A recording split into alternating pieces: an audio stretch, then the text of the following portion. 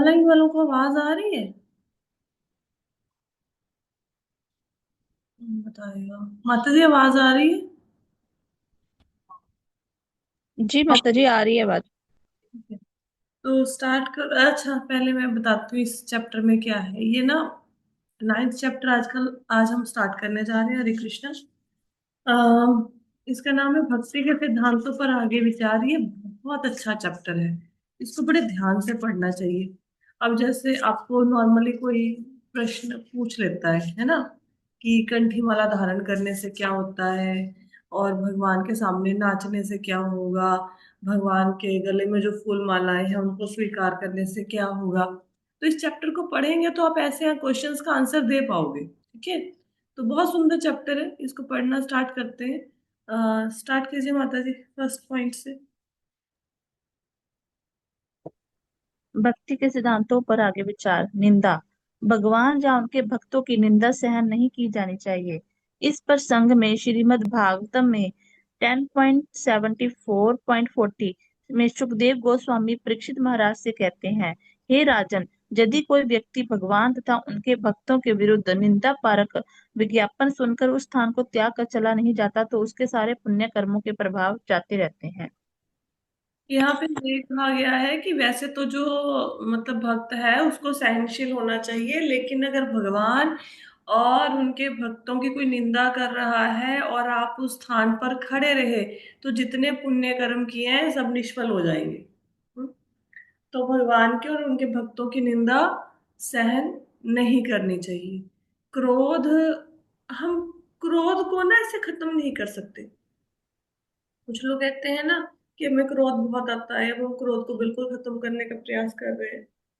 क्रोध को आप ये देखो कहाँ पे करना है। क्रोध वहां पे करो जहां भगवान के और उनके भक्तों की निंदा हो रही है। जैसे हनुमान जी ने क्रोध किया, कब किया? जब रावण सीता को ले गया और हनुमान जी ने गुस्से में आके पूरी लंका को जला दिया।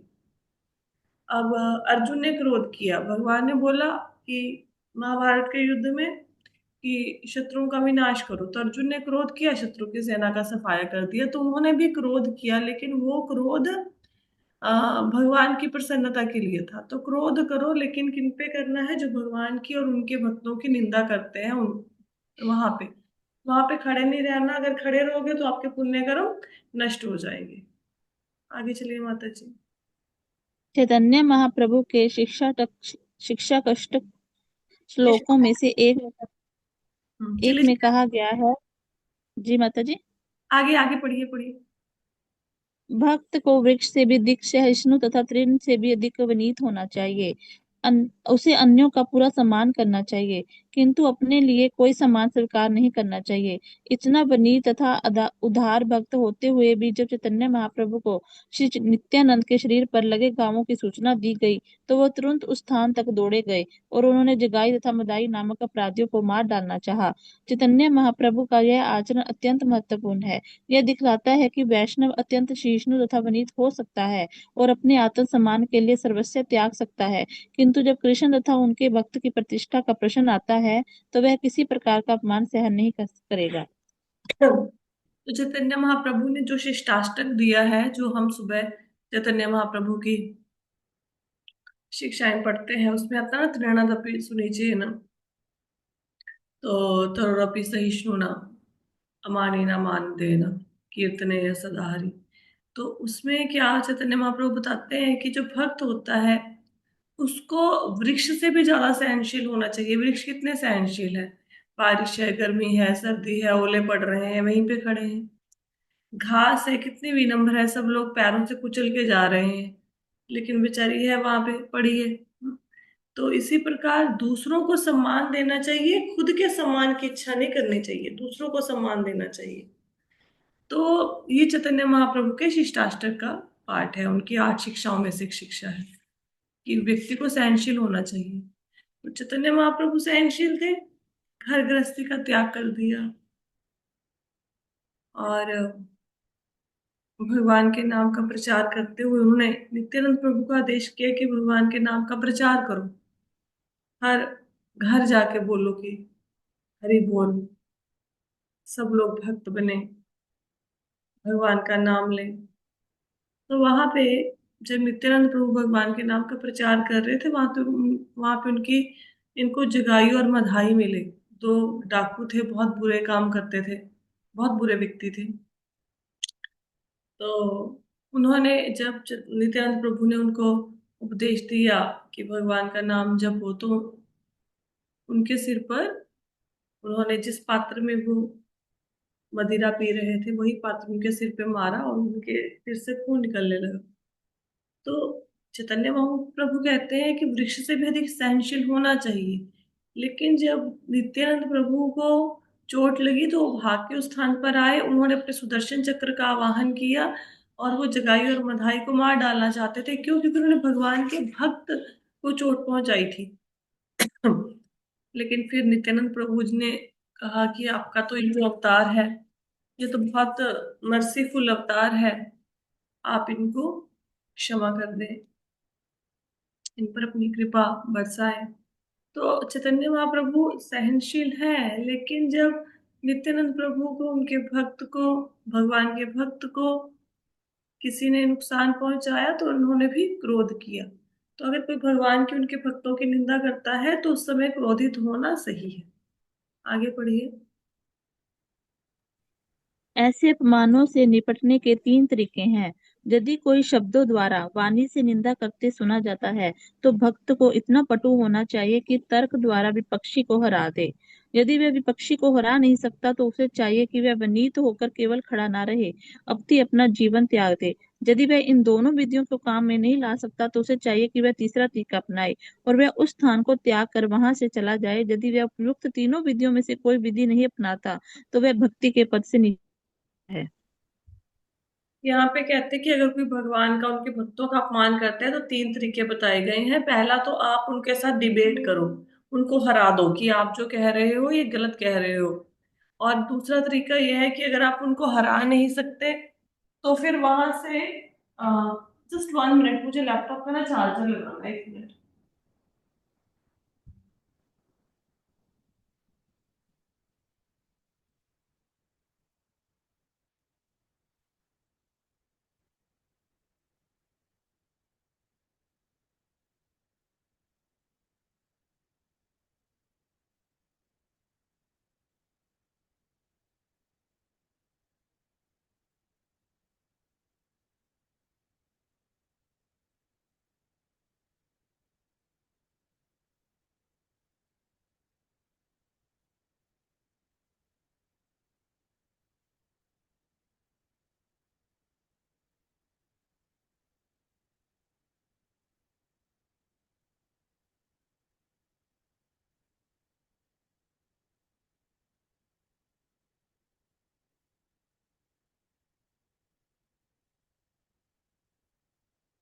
हरे कृष्णा।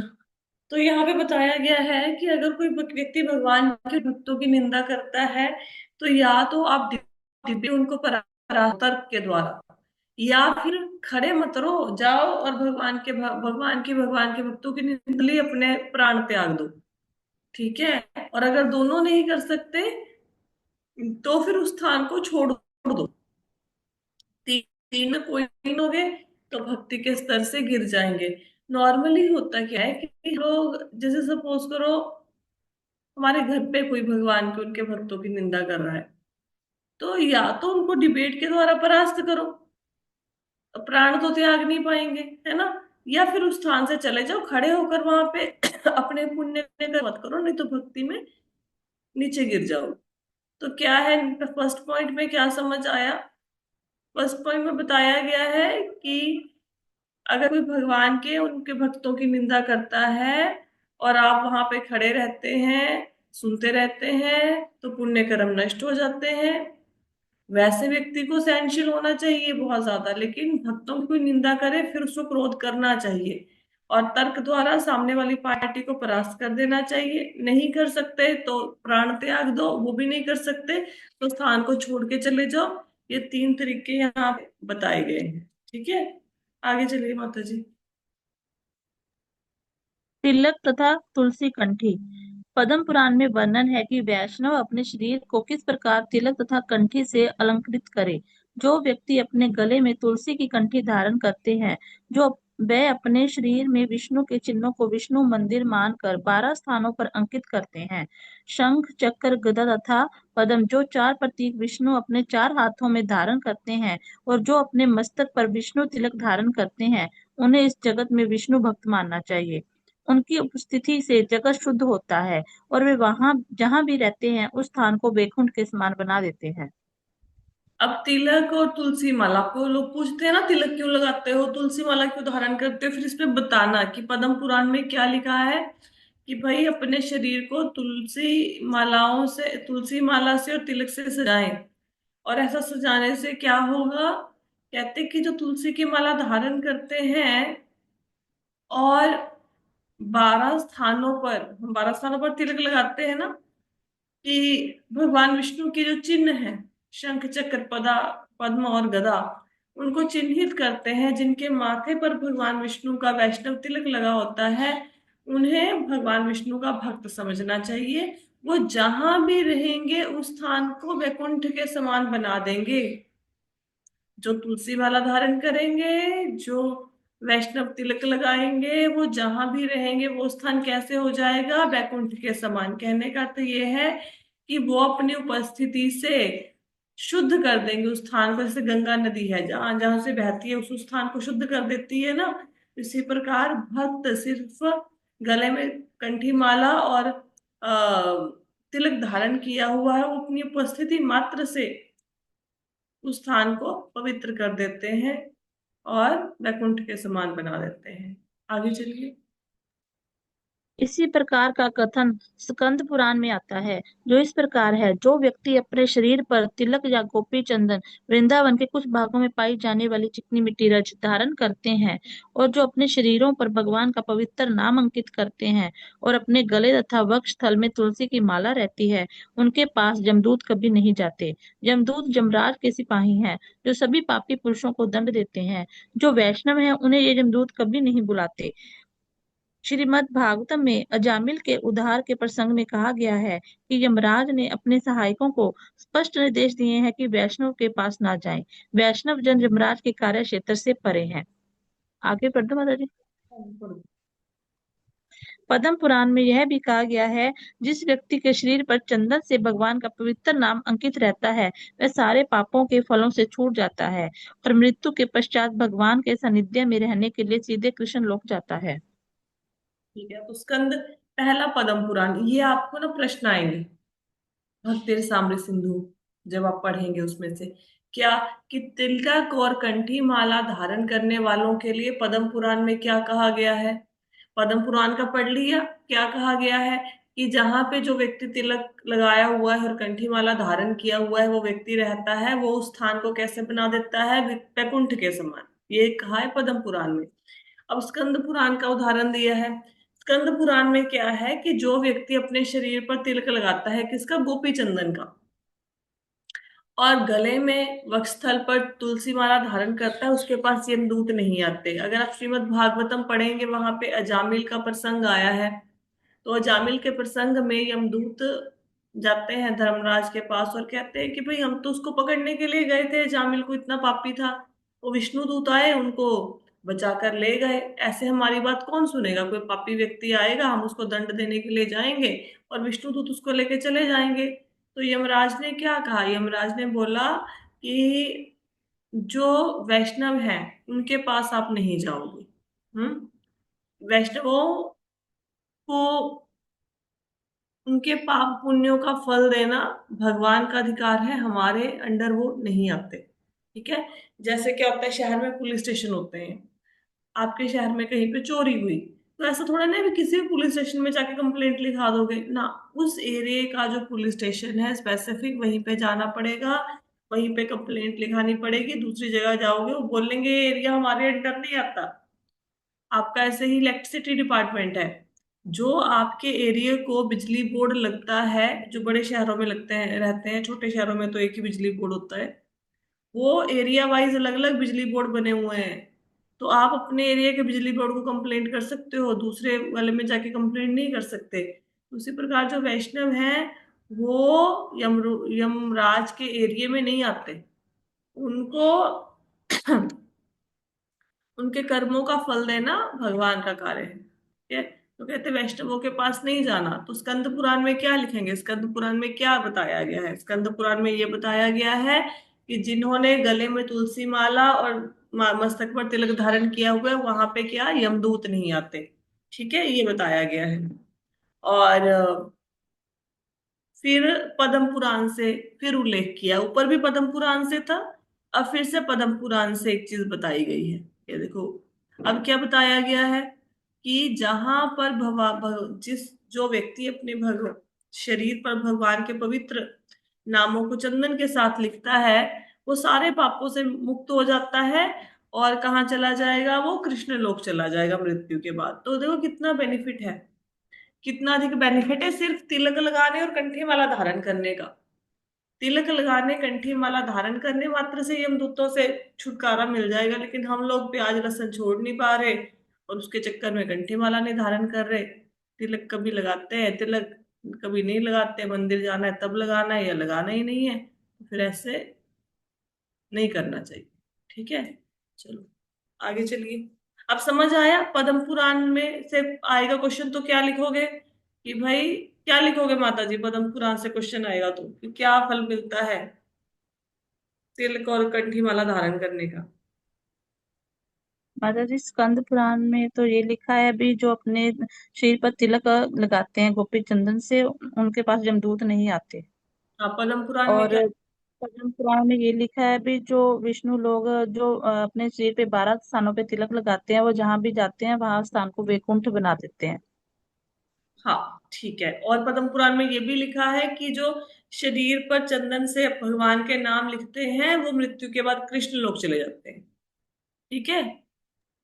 ये ठीक है, ये नीचे वाले में। चलो आगे चलिए माता जी। फूल मालाएं स्वीकार करना। अगला निर्देश यह है कि मनुष्य को अर्चा विग्रह को अर्पित की गई पुष्प मालाएं पहननी चाहिए। इस संदर्भ में श्रीमद् 11.6.46 कृष्ण से उद्धव कहते हैं, हे कृष्ण, मैंने आपके द्वारा प्रयुक्त और भोगी हुई वस्तुएं यथा फूलों की मालाएं, साधुओं के वस्त्र, अलंकरण तथा वस्तुएं ग्रहण कर ली हैं, और मैं आपके उच्चिष्ट भोजन को ही खाता हूँ, क्योंकि मैं आपका तुच्छ दास हूँ। इस तरह मुझे विश्वास है कि भौतिक शक्ति माया का जादू मुझ पर नहीं चल पाएगा। इस श्लोक का अर्थ यही है कि जो व्यक्ति गोपी चंदन के तिलक से शरीर को अलंकृत करने के विधान को अपनाता है और कृष्ण की अर्पित की गई मालाएं धारण करता है, उसे माया अपने वशीभूत नहीं कर सकती। मृत्यु के समय यमराज के दूत उसे अपने पास नहीं बुलाते। यदि वह सारे वैष्णव नियमों का पालन नहीं भी करता, किंतु यदि वह कृष्ण प्रसाद ग्रहण करता है, तो वह क्रमशः वैष्णव पद को प्राप्त करने का पात्र बन जाएगा। इसी प्रकार स्कंद पुराण में ब्रह्मा जी नारद से कहते हैं, हे नारद, जो व्यक्ति कृष्ण को अर्पित फूलों की माला को अपने गले में धारण करता है, वह समस्त रोगों तथा पाप कर्मों के फलों से मुक्त हो जाता है और पदार्थ के कलमश से कर्मश छूट जाता है। अब यहाँ पे आप मंदिर जाते हो ना, तो कई बार आपको फूल माला मिलती है ना, पुजारी जी देते हैं ना, प्रभु जी। तो कुछ लोग क्या करेंगे, उसको हाथ में ले लेंगे। कुछ लोग उसको जैसे वो क्या पहनते हैं, साइड पे ऐसे पहन लेंगे, है ना, स्टाइल में, है ना। तो भगवान को अर्पित की गई माला है, उसको क्या करना चाहिए? नमस्कार करना चाहिए, उसकी सुगंध लेनी चाहिए, फिर गले में धारण करनी है, उसको हाथों में नहीं रखना, उसको गले में धारण करना है। तो यहाँ पे श्रीमद् भागवतम के 11वें स्कंद के 6वें अध्याय का 46वां श्लोक लिया गया है। तो उद्धव कहते हैं कि भगवान, मेरे ऊपर आपकी माया का जादू नहीं चलेगा। क्यों नहीं चलेगा? क्योंकि कहते हैं मैं, जो आपने वस्तुएं उपयोग की हैं, मैं उसको स्वीकार करता हूँ। आपके आप जो फूल मालाएं पहनते हैं, उनको मैं स्वीकार करता हूँ, धारण करता हूँ। आपके वस्त्र आभूषण, जो आप भोजन खाते हैं उसका जो अवशेष बचता है वो मैं खाता हूँ। तो जो भगवान को अर्पित की हुई चीजों को स्वीकार करता है, फूल माला होगी, भोजन हो गया, वस्त्र आभूषण हो गया, सुगंधित तेल, कई बार आप जाओगे मंदिर में तो आपको आरती के समय लगाते हैं ना परफ्यूम सॉर्ट ऑफ हाथ पर, फिर उसकी खुशबू लेते हो। तो उन सब से क्या होगा कि आपको भौतिक शक्ति का जादू, भौतिक माया का आपके ऊपर नहीं चलेगा। हम्म। तो भगवान को अर्पित करने वाली मालाओं को श्रद्धा पूर्वक धारण करना चाहिए जब भी आपको मिले। और मृत्यु के समय अगर आप ऐसा करोगे, भगवान को अर्पित की हुई मालाओं को धारण करोगे अपने शरीर पर, तो क्या होगा? मृत्यु के समय आपको यमदूत लेने नहीं आओगे। अगर कुछ भी नहीं कर पा रहे हो, सिर्फ भगवान कृष्ण को अर्पित किया हुआ प्रसाद ही खा रहे हो, ओनली प्रसाद खा रहे हो, तो भी धीरे धीरे वैष्णव के पद तक पहुंच जाओगे, वैष्णव की पदवी मिल जाएगी आप। ठीक है, आगे पढ़िए। अर्चा विग्रह के समक्ष नाचना। एक मिनट, द्वारका महात्मा। माता जी मैंने ये नहीं किया स्कंद पुराण। तो ये तो था श्रीमद् भागवतम से श्लोक लिया हुआ था।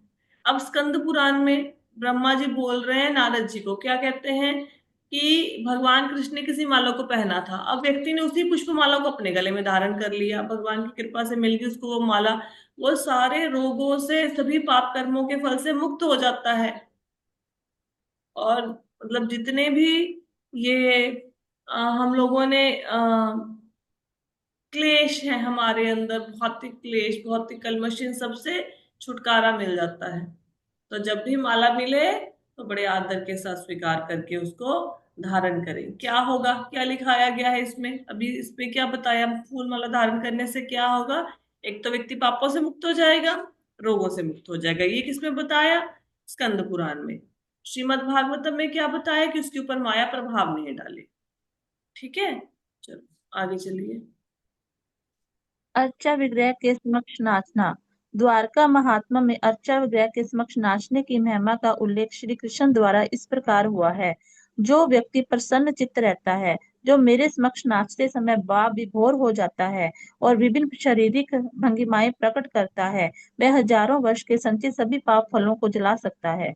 उसी ग्रंथ में नारद का भी कथन मिलता है, जिसमें वे बल देकर कहते हैं, जो व्यक्ति अर्चा विग्रह के समक्ष ताली बजाता है और नाचता है, उसके शरीर के पाप कर्म पातक रूपी पक्षी ऊपर उड़ जाते हैं। जिस प्रकार ताली बजाकर एक साथ बहुत से पक्षी उड़ाए जा सकते हैं, उसी प्रकार अनेक पाप कर्म जो शरीर में पक्षियों की भांति बैठे रहते हैं, कृष्ण के अर्चा विग्रह के समक्ष नाचने और ताली बजाने से ही उड़ जाते हैं। अब पहले आपने 2 पॉइंट पढ़े, निंदा वाला समझ आ गया, तुलसी माला का समझ आया, फूल माला स्वीकार करने का समझ आया। अब है भगवान के समक्ष नृत्य करना। अब नृत्य करने से कि जो व्यक्ति बड़ा प्रसन्न है और बड़े आनंद के साथ भगवान के सामने नृत्य करता है, तो उसके हजारों जन्मों से जितने उसके पाप कर्म संचित हो रखे हैं उसका नाश हो जाता है। अब आप भक्ति करें, कभी कभी ना आपको ऐसा लगेगा कुछ हो तो रहा नहीं है, कुछ हो तो रहा नहीं है ना, हम तो वैसे ही हैं जैसे पहले थे। होता क्या है कि हमने बहुत जन्मों में बहुत पाप किए, बहुत पाप। अब एक कमरा है, उस कमरे में ना मिट्टी है, मिट्टी मतलब सपोज करो 5-5 फीट की मिट्टी है। तो अब कोई व्यक्ति ऊपर से मिट्टी की परत हटाएगा, वो बोलेगा नीचे तो मिट्टी ही है, फिर थोड़ी सी मिट्टी हटाएगा, बोलेगा अभी तो मिट्टी नजर आ रही है, कमरा साफ ही नहीं हो रहा, साफ ही नहीं हो रहा। एक्चुअल में क्या कमरा साफ नहीं हो रहा, कमरा साफ हो रहा है, लेकिन मिट्टी इतनी ज्यादा है कि जितनी भी हटाते हो नीचे मिट्टी ही नजर आती है। फिर धीरे धीरे धीरे धीरे करता रहता है, सफाई करता रहता है, फिर लास्ट में फिर फर्श नजर आता है कि हाँ भाई अब कमरा साफ हो गया। तो आप जो गीता भागवत पढ़ रहे हो, श्लोक गा रहे हो, आप ये माला कर रहे हैं, मंदिर जा रहे हैं, सेवा कर रहे हैं, इससे पाप नष्ट होते जा रहे हैं। पता इसलिए नहीं लग रहा क्योंकि हो है ही बहुत ज्यादा इकट्ठे हो गए, है ना। तो धीरे धीरे परिवर्तन आएगा। लगे रहिए, जो भगवान के समक्ष नृत्य करते हैं उनके सारे जन्मों के, हजारों जन्मों के पाप कर्म नष्ट हो जाते हैं। और नारद जी क्या कहते हैं कि जो भगवान के समक्ष ताली बजाते हैं कीर्तन में, उनके सारे, उनके शरीर पर मतलब पाप कर्मों की तुलना पक्षियों से की हुई है। जैसे पक्षी बैठे रहते हैं ना पेड़ की डालों पर, इसी प्रकार पाप कर्म रूपी पक्षी आपके शरीर पर बैठे हुए हैं। भगवान के कीर्तन में ताली बजाओ तो सारे पाप खत्म हो जाएंगे। ताली बजाने से, नृत्य करने से जो पाप है वो उड़ जाएंगे पक्षियों की भांति। ठीक है, लेकिन लोग शर्म के मारे उठते ही नहीं है। वैसे शादियों में जाके वो गानों पर डांस करते रहेंगे, मंदिर में उठने में शर्म आती है, डांस ही नहीं करते, नृत्य नहीं करते हैं, ताली नहीं बजाते हैं, बैठ जाएंगे बिल्कुल मूक दर्शक बन के कि हम आ गए हैं, हम बैठ गए हैं, ना मुख से भजन बोलेंगे, ना ताली बजाएंगे, ना नृत्य करेंगे, सुन्न होके बैठ जाएंगे मंदिर में, सुन्न होके, जैसे पता नहीं क्या बहुत बड़ी प्रॉब्लम आ गई है। तो जो बिल्कुल ऐसे शांत होके, तो शांत मत रहो। कीर्तन गाया जा रहा है, साथ में गाइए, ताली बजाइए, नृत्य कीजिए। उससे आपका ही उद्धार है। अब कोई व्यक्ति बोलेगा आप लोग तो नृत्य करते रहते हो, ये जो फीमेल्स हैं मंदिर में नाचती रहते हैं, सब बहुत से लोग बोलेंगे। तो उनको ये बताओ, ये स्क्रीनशॉट लेके जाओ, उनको दिखाओ कि ये होता है। हम्म। हम आपके जैसे शादियों में नहीं नाचते, ड्रिंक करके नहीं चल नाचते। वो जो दारू पीते हैं उनका तो नशा रात को किया सुबह उतर जाएगा, ये नाम का नशा है, कभी नहीं उतरेगा। तो आप वहां पे नाचते हैं, आपको वहां पे क्लब में पार्टियों में एंजॉय करते हैं, वहां पे नाच के मजा आता है, हमें कीर्तन में मजा आता है। तो जब आप ये पुस्तक को पढ़ेंगे ना, तो कोई व्यक्ति आपके साथ डिबेट करेगा, तो शास्त्रों के आधार पर आप उनको परास्त कर सकते हैं, उनको समझा भी सकते हैं। हम्म। तो बहुत अच्छी पुस्तक है। अब समझ आए नृत्य क्यों करना चाहिए, और जो मैंने आपको ये कितनी बार बताया है कि ताली बजाने से पापों से मुक्त होते हैं, है ना। तो ऐसे ही नहीं बताया, ये लिखा हुआ है ग्रंथों में, नारद जी ने बताया तो हमने आपको बताया। ऐसे मन गढ़ंत नहीं कुछ कह दिया, ठीक है। आगे चलिए माता जी। जब आपके इसका अच्छा। भक्ति सामरी सिंधु का, तो अगर आप इस लेक्चर को भी सुन लेंगे ना, एक महीना इस लेक्चर्स को दोबारा सुनते रहोगे, आप नहीं भी बुक उठाएंगे तब भी आपकी तैयारी हो जाएगी। आगे चलिए। अर्चा विग्रह के सम्मान में नतमस्तक होना। नारदीय पुराण में अर्चा विग्रह के समक्ष नतमस्तक होने और नमस्कार करने के विषय में एक कथन मिलता है, जिसमें कहा गया है, जिस व्यक्ति ने महान यज्ञ अनुष्ठान किया है और जिस व्यक्ति ने भगवान के समक्ष नतमस्तक होकर केवल नमस्कार किया है, उन्हें एक समान नहीं माना जा सकता। जिस व्यक्ति ने अनेक महान यज्ञ किए हों, उसे पुण्य कर्मों का फल प्राप्त होगा, किंतु जब ऐसे फल क्षीण हो जाते हैं तो उसे पुण्य पृथ्वी पर लो जन्म धारण करना होता है। पर जिस व्यक्ति ने एक बार अर्चा विग्रह के समक्ष नतमस्तक होकर नमस्कार किया है, वह इस जगत में फिर नहीं लौटेगा, क्योंकि वह सीधे कृष्ण धाम को जाएगा। यहाँ पे क्या हुआ है, यहाँ पे हम जो पंचांग प्रणाम करते हैं, कोई व्यक्ति पूछेगा ऐसे प्रणाम क्यों करते हो, भगवान के सामने झुकने से क्या होगा, फिर उनको बताओ क्या नारदीय पुराण में क्या कहा गया है। किसी व्यक्ति ने सपोज बहुत बड़ा अनुष्ठान किया, कोई यज्ञ कर दिया बहुत बड़ा, ठीक है, और एक व्यक्ति ने सिर्फ उनको नमस्कार किया, तो किसको महान माना जाएगा? जिसने भगवान को नमस्कार किया। तो ऐसा नहीं कि नमस्कार करना और यज्ञ करना उनका फल एक जैसा है ना, नमस्कार करने का फल यज्ञ करने से भी ज्यादा है। तो जब भी मौका मिले नतमस्तक हो जाओ भगवान के सामने। कुछ लोग तो गिन के दंडवत प्रणाम करते हैं, 108, 21, 11, है ना। आपको कथा सुनाई थी ना राजा की, जो 108 प्रणाम करते थे, फिर उनका बॉस आया, उन्होंने उनकी तलवार से वो काट दी। उनको लगा राजा के ऊपर जो होता है, उनका बॉस होता है, जिनके अंदर 10-15 राजा जैसे होते हैं, वो आया, उसने देखा कि मैं राजा से मिलने आया हूँ, ये तो दंडवत प्रणाम ही किए जा रहा है। उसको लगा ढोंग कर रहा है, उसने तलवार ली, उसकी एड़ियां काट दी राजा की। उसने उस हालत में भी राजा ना हिला ना डूला ना रोया ना चिल्लाया, उसने 108 प्रणाम पूरे किए। फिर उसने माफी मांगी कि मेरे से गलती होगी, अब तो वैष्णव हूँ। तो आइडली तो गिन के प्रणाम करना चाहिए कि इतनी बार करना है। लोग गिन के नहीं कर सकते, घुटनों की प्रॉब्लम है, झुका भी नहीं जाता। अपने शरीर की अवस्था को ध्यान में रखते हुए, अब जैसे माताएं हैं, वृद्ध हैं, नहीं झुक सकती, उनका क्या कहना, बाकी लोग तो झुक ही सकते हैं। तो पंचांग प्रणाम जब तक शरीर अलाउ करता है करो, करो। आपने देखा होगा हमारे महाराज जी हैं, वो मतलब आप देखेंगे कभी कभी, वो उनकी तबीयत नहीं भी ठीक, तब भी शरीर को कष्ट देके भी प्रणाम करते हैं। प्रणाम करना चाहिए, ठीक है। इससे क्या होगा, कहते हैं कि आ, जैसे किसी ने बहुत बड़ा यज्ञ किया, पुण्य कर्म किया, तो जब उसका फल समाप्त हो जाएगा वो स्वर्ग में जाएगा, जब फल समाप्त हो जाएगा तो धरती पे लौट आएगा। लेकिन अगर किसी व्यक्ति ने भगवान को प्रणाम किया, वो नहीं आएगा धरती पे वापस, वो सीधे कृष्ण के धाम में चला जाएगा। देखो कितनी सिंपल सिंपल बातें बताई गई हैं। हमें लगता है भगवान को पाना मतलब बहुत कुछ करना पड़ेगा, एक टांग पे खड़े होकर तपस्या करेंगे तभी भगवान मिलेंगे। तो भक्ति योग क्यों क्यों सरल बताया गया है। इस अब आपको भगवत गीता समझ आएगी कि भाई जो हमारा चैप्टर चल रहा है 12वां अध्याय, उसमें क्यों कहते हैं भगवान के साकार रूप की पूजा करो, निराकार की पूजा ना करो, ये मार्ग आसान है। तो देखो, वो जो कोई कर्म कांड करता है उसके लिए मार्ग कितना मुश्किल है। पहले वो धन कमाएगा, फिर धन जोड़ेगा, फिर वो कोई यज्ञ करेगा, ब्राह्मणों को बुलाएगा, कोई गलती होगी सारे यज्ञ का फल निष्फल हो जाएगा। चलो यज्ञ संपूर्ण हो भी गया तब भी उसके जब फल समाप्त हो जाएंगे फिर से धरती पर आ जाएगा, स्वर्ग में जाएगा जरूर, फिर से धरती पे आ जाएगा। लेकिन दूसरे व्यक्ति से प्रणाम कर रहा है, वो प्रणाम करने से भगवान के धाम में चला जाएगा ना। तो भगवान को प्रणाम करना चाहिए। कितने अगर ये भी ना हो पाए तो बताइए फिर व्यक्ति क्या करेगा, फिर तो कुछ नहीं हो सकता। आगे चलिए माता जी। भगवान का स्वागत करने के लिए खड़े होना। ब्रह्मांड पुराण में कहा गया है, जो व्यक्ति भगवान की रथ यात्रा उत्सव का दर्शन करता है, फिर भगवान की अगवानी स्वागत करने के लिए खड़ा हो जाता है, वे अपने शरीर में समस्त प्रकार के पाप फलों को धो देता है। यहाँ पे क्या गया है, यहाँ पे ब्रह्मांड पुराण से लिया गया है श्लोक। क्या कहते हैं कि कोई रथ यात्रा को देखे या भगवान आ रहे हैं तो लोग अपने रथ यात्रा पे गए होंगे तो आपने देखा होगा ना, सड़क के दोनों किनारों पे लोग वेट कर रहे होते हैं कि भगवान आ रहे हैं उनकी अगवानी करने के लिए। जैसे कोई बड़ा व्यक्ति आता है, लड़की की शादी करनी है, बारात नहीं आई तो गेट पे खड़े नहीं रहते हो कि बारात आने वाली है, बारात आने वाली है, कि स्वागत के लिए तैयार रहते हैं। ऐसे कोई भगवान की रथ यात्रा में उनके स्वागत के लिए तैयार रहता है तो वो सारे पापों से मुक्त हो जाएगा। अब देखो कुंभ का स्नान चल रहा था और इधर रथ यात्रा थी, दोनों के टाइम क्लैश हो रहे थे। हालांकि रथ यात्रा, कुंभ स्नान तो 4 महीने का था लेकिन रथ यात्रा तो खैर एक दिन की थी। तो मेरे ऐसे टाइम्स क्लैश हो रहे थे, या तो कुंभ का स्नान कर लो या रथ यात्रा पे चले जाओ। तो मैं स्नान करने नहीं गई। मैंने कहा नहीं, भगवान की रथ यात्रा है तो कुंभ स्नान से क्या होगा, पापों से मुक्त हो जाओगे, है ना। भगवान की भक्ति मिलेगी, धाम में जाओगे। तो यहाँ पे रथ यात्रा को देखने से भी सेम ही फल मिल रहा है, आपके सामने लिखा हुआ है देखो।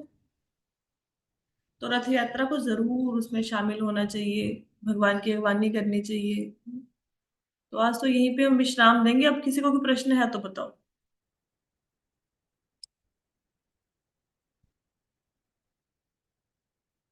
आज व्रत खोलने का टाइम, अच्छा व्रत खोलने का टाइम मैं बता देती हूँ कितने बजे है। एक एकादशी का जिनका व्रत है, पारण टाइम 5:48 पे शायद शुरू हो गया था। किसी के पास आया है मैसेज पारण टाइम का? ममता माता जी कब है पारण टाइम?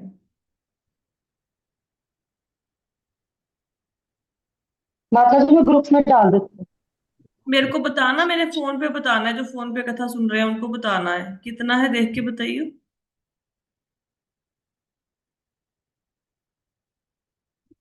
मैं इधर से ऐप से चेक कर लेते हैं।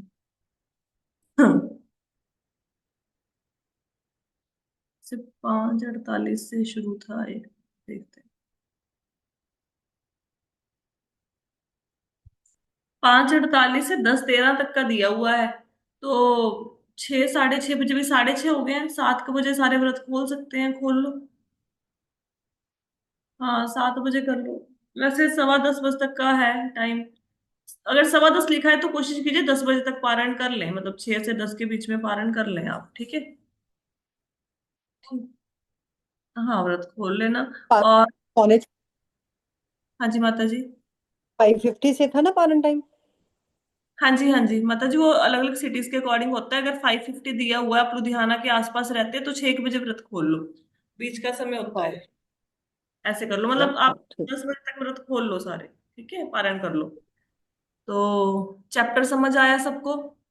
कितना अच्छा चैप्टर है, छोटे छोटे। अभी पता है क्या है, हम लोग कर रहे हैं सारे काम, तिलक धारण कर रहे, कंठी माला धारण कर रहे, हमें पुजारी जी माला देते हैं, हमें समझ ही नहीं आता हम क्या करें, है ना, नृत्य कर रहे, लेकिन क्यों कर रहे हैं ये नहीं पता। तो इस चैप्टर में आपको क्यों का आंसर मिलेगा ताकि आप लोगों को भी बता सको। हम्म। बहुत सुंदर चैप्टर है। भक्ति रसामृत सिंधु तो अपने आप में ही कंप्लीट ग्रंथ है। इन कहते तो है कि 4 पुस्तकें पढ़नी है, गीता भागवत भक्ति रसामृत सिंधु चैतन्य महाप्रभु की शिक्षाएं, बस हो गए इतने से। बहुत ज्यादा ग्रंथ पढ़ने की जरूरत नहीं है, ठीक है। तो अब किसी को कोई प्रश्न नहीं है तो यहाँ पे विश्राम दें, ठीक है। यहाँ पे हम अपनी क्लास को विश्राम देते हैं। हरे कृष्णा।